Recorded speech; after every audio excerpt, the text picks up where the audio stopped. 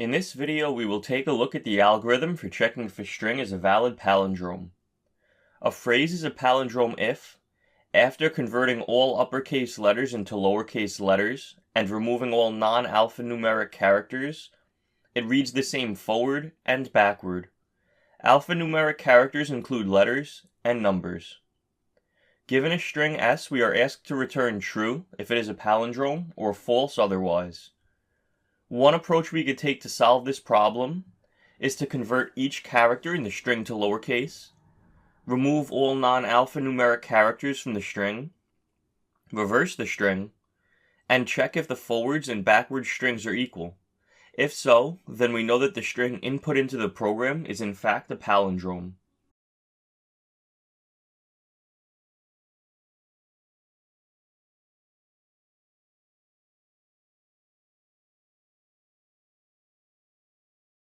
In this video, we will go over the concept of the reverse words in a character array problem we will solve and understand the algorithm for it. The question asks us to write a function that reverses a string. The input is given as an array of characters S. It also informs us that we must do this by modifying the input array in place with a constant space solution. Constant memory or space means that we can't create a new array to populate with values. We need to modify the existing one. Also, note the words in place, which means editing the given array and not creating a new one. The algorithm I am thinking of using to solve this question is to have one variable starting with index 0 and another with an index of size of the array minus 1. We will swap the elements of these indices and then move the left pointer forward by one spot and the right pointer back by one spot. Eventually, by swapping the values, we will have reversed the entire array.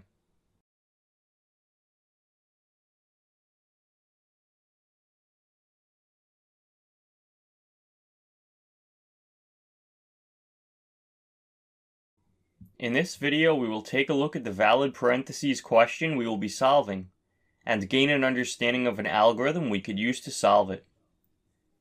The question asks us, given a string S containing just the characters opening parenthesis, closing parenthesis, opening curly brace, closing curly brace, opening square bracket, and closing square bracket, determine if the input string is valid. An input string is valid if open brackets must be closed by the same type of brackets. Open brackets must be closed in the correct order, and every closed bracket has a corresponding open bracket of the same type. My idea for solving this question is using the stack collection type from the standard template library. Iterating over the string, we would add each of the opening parentheses, curly braces, and square brackets to the stack. If we hit a closing delimiter, we will check if it matches the type of opening delimiter. If it does, we can continue.